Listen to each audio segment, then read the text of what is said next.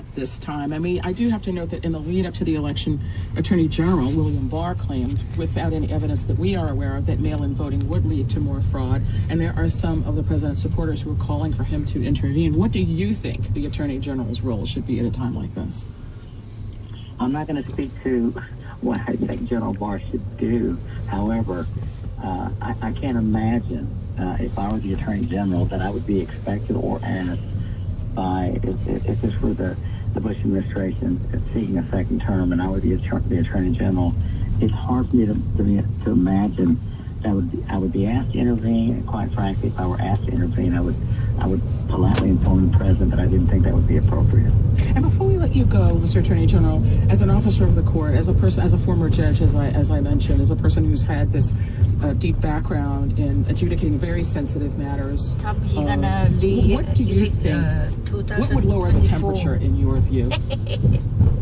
I think if President Trump would concede before President-elect Biden speaks tonight, that would send a tremendous signal. I think it would boost the reputation of President Trump. I think that would certainly lower the temperature if he would do what is the right thing to do, which historically has been, you lose the election, you concede the election, and you call for the country to unite.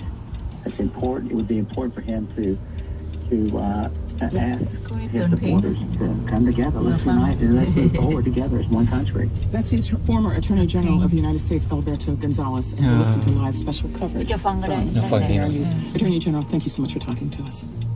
You bet. Thanks.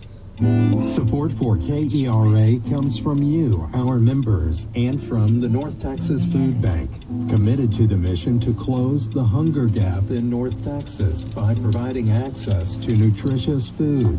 This holiday season, thanks to a generous match, every dollar donated will double to help provide 6 meals to children, seniors, and families who are food insecure. Donations at faceofhunger.org. Next time on The Pulse, several coronavirus vaccines are now in the last stages of testing, and some people worry that we're moving too fast. I am afraid of it. I'm afraid that something bad will happen to me. But some scientists say it's not nearly fast enough. 1,000 people a day are dying. I can't even imagine a vaccine that would cause that kind of harm. The quest for a vaccine and what's at stake. Tomorrow morning at 10 on KERA 90.1.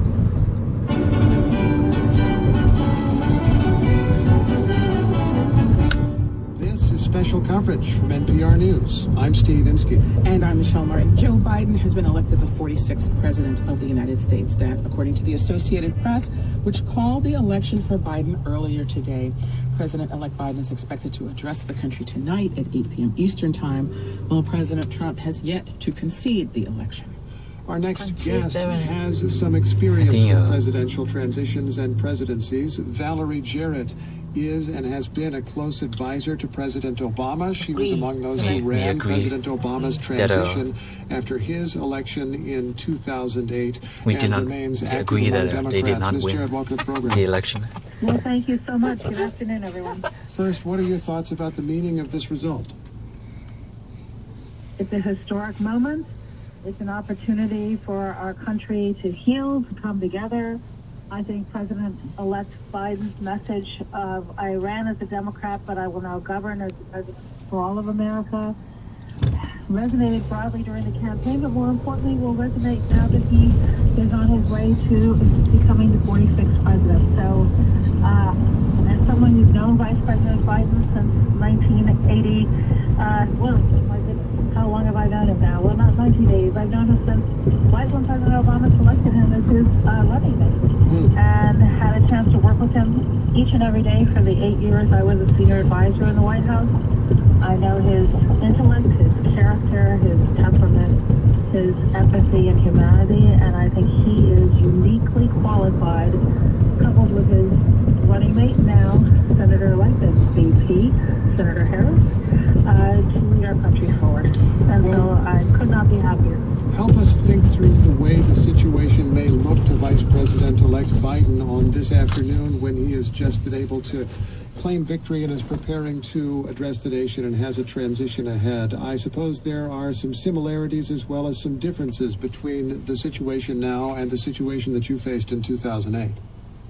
Well, similarities are that we were in the middle of an economic crisis with the banks on the verge of collapse, the automobile industry also teetering on bankruptcy, 2 wars, lots of challenges back in 2008. But I will say this, President Bush and his team could not have been more supportive of the smooth and orderly transition of power. And my hope would be that President Trump would speak in advance of President-elect Biden and encourage the country to come together. Just to be candid with you, I'm not so optimistic that will happen.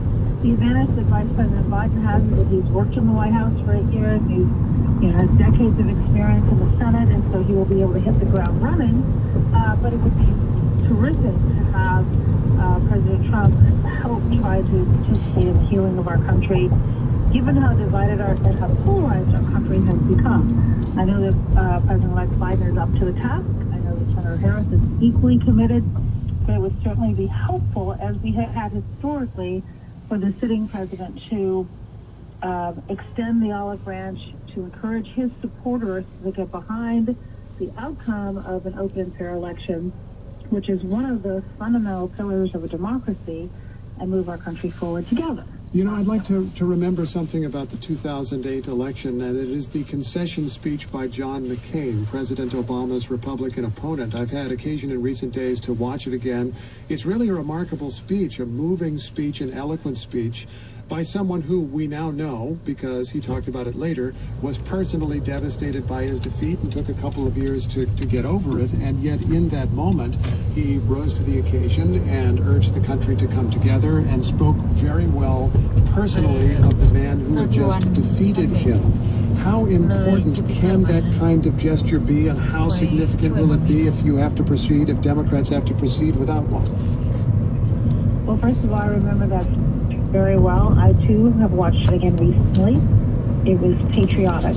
It was consistent with Senator McCain's campaign motto, which was country first. And he was willing to take his pain and disappointment and put it in a hidden place and rise to the occasion, recognizing that his personal feelings were not important compared to the stake of our country and that smooth transition of power. And without that, it's an uphill battle. It's a lot harder without it. And so that's why I say that Senator McCain was a patriot, because he realized it was more important. President Bush was a patriot when he told his team to cooperate with the Obama transition team fully, and I was one of the co-chairs of that transition, and I saw how incredibly supportive President Bush's team was to make sure that even though we disagreed greatly on matters of policy, but that they gave us the benefit of their experience. And we certainly tried to do that for President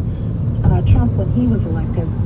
I don't think that President-elect Biden can count on that same level of cooperation from the Trump administration, but it would certainly be helpful if they could. And I should mention, we've done some reporting on this. It does appear that the Biden transition, of course, you set up a transition team before the election, has been able to communicate with the White House. There has been some collaboration on a kind of staff level. We don't know if that will work or will not work, but can you just talk us through the immediate times ahead? Isn't this the moment when President-elect would want to immediately be sending teams into agencies Next to get started Jupiter. within a couple of days even? Absolutely. Well, the morning after the election in 2008, President Obama and elect